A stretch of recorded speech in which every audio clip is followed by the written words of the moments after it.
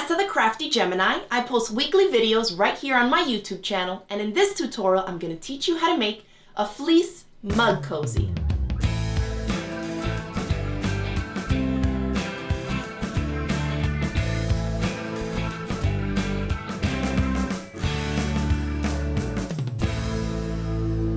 Alright guys, so let's get started with the supplies that we'll need, and this project is ridiculously easy, so I'm sure that all of you out there are going to give it a try. All you need are 2 little strips of fleece, and these measure 3.5 inches by 14 inches. I have 2 of them here, and I've laid them with the pretty sides of the fleece touching. If you can't figure out which side is what, don't worry about it, okay? It's going to turn out fine. And then on one end here, I've gone ahead and measured 2.5 inches down. If you can see the little red marks here, 2.5 inches down and made a mark, and the same on the opposite side. And so now what I'm going to do is, this is basically to know where I need to curve it, because if you see here, the button closure needs to be a little bit more narrow than the widest part because we need it to fit in through the little handle, okay? So to do this, all I'm going to do, and fleece kind of sticks to itself, so don't worry about pinning yet, but I'm going to fold this in half right in the middle. And I'm going to come in here, but I want to curve it out this way. This doesn't have to be perfect, all right? You can wing it too. I'm just going to curve it and end off at my mark. And close enough is definitely going to work in this project, so no worries about making mistakes, okay?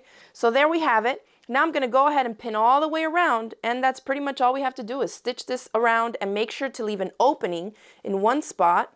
I usually like to have the opening be along a straight edge, so I'll probably leave it right here. Just 2 to 2.5 or 3 inches is fine. So now we're going to take it to the sewing machine, and using about 1/4 inch seam allowance, if you have to go a little bigger, you can do that as well. And I'm going to leave from here to here open, start stitching here, go all the way around, pivoting at all my little corners and making sure to be neat, and stitch slowly around the curve and come back around and back stitch here to secure it.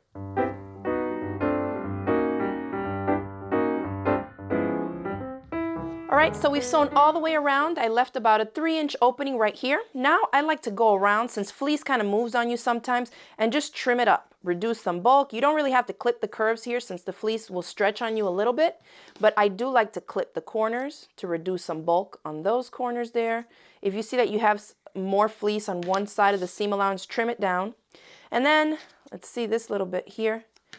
And then we're just going to reach into the opening and turn the whole thing right side out. Alright, so once this is done, you can see that it kind of wants to bulk up and roll in, so we are going to top stitch it all the way around. So let's go here to our opening. I like to put my fingers here and kind of tug on it to fold those raw edges in. And then we're just going to top stitch all the way around, really close to this outside edge, and you're going to repeat that all the way around. And if you want to take the chance to also roll this fabric out as you're at the sewing machine, that will help get all that fabric out from that seam, like that.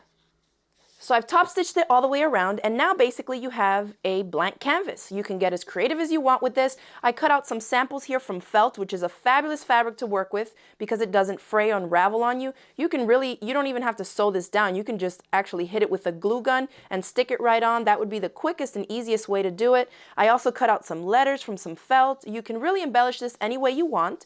Of course, if you're using a more decorative fleece like the one I have here, this one already has some metallic gold stitching on it, so it made it even more simple that I don't have to add anything to it. So all we got to work on now is our closure. So let's pretend we have a really pretty design on here. And I designed these to fit pretty much just a basic mug. This is like your typical dollar store mug. And what you want to do is the narrower part is going to fit through the handle, and then it's going to overlap here. All right, so if you are going to decorate it, just go ahead and run that by one of the mugs you have at home just to eyeball and see where all you can attach things, because you don't want to put something here that's going to be covered up, right? So you can embellish the rest of this part around. And for our button closure, all we're going to do is we're going to attach the button to the wide part. So just remember that the narrow part is actually just going to have the slit in it. And one thing I like about working with fleece is that it doesn't fray, and so you can just cut a little snippet in here. Depending on the size of the button you're going to be using, remember not to go too big because the fabric will stretch out a little bit on you. And because we're cutting through the 2 layers, you can also go back and kind of zigzag stitch on one side and on the other if you want to, but it's really not necessary because it's not going to unravel. And then you want to just eyeball it, and where you see that the opening is, that's where we're going to make a little mark if you want to, and attach our button. So the button can be really any size, but just make sure that the opening was going to get over it, okay? So I usually keep a huge bin of just craft buttons that I use for all types of projects, and you can pick out any one you want that matches. Let's see if we get... And I like to choose bigger buttons versus the smaller ones because they might get lost in here. The fabric is kind of bulky. So go ahead and pick out a nice large button. So that one I think will work. And just eyeball where you need to put it so that that opening can fit right over it. So I've threaded a hand sewing needle and with some thread here, and I'm just going to go right ahead and attach my little button into position. All right, so here's our finished little basic little mug cozy, but it'll work. You guys get the idea. We're going to slip that in through there, come around this side to where my button is, and using that little slit I cut in there, just drape it right over. And you can see that it really is a blank canvas for you guys to decorate it and get really creative. So that's it. You guys saw how easy it was to whip one of these up. You can crank them out for the holidays. They make great stocking stuffers. Give them to your friends and family, and I hope that you'll give this project a try. If you do, remember to upload pictures to my Facebook page because I love to see what you're making from my tutorials. Thanks again for watching, and don't forget to click the subscribe button so you won't miss out on any of my future videos. Thanks, and I'll see you next time.